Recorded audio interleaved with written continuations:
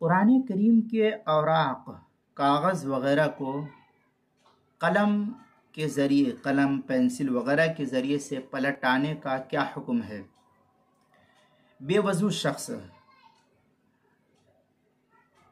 قرآن کریم کے اوراق کسی لکڑی یا قلم وغیرہ کے ذریعے اگر پلٹاتا ہے تو اس کا یہ پلٹانا جائز ہے۔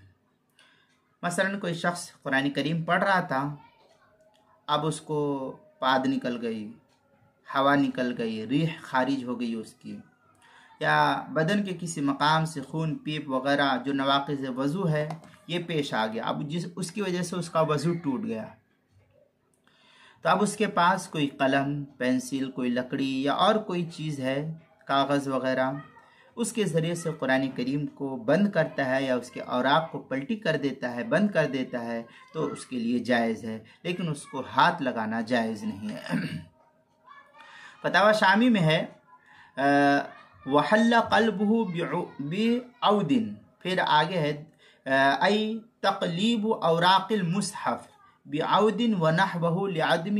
صدق المس علیہ وغیرہ کے تحت جو ہے نقل کیا ہے۔ فتاوی شامی میں تفصیل ہے، اصل میں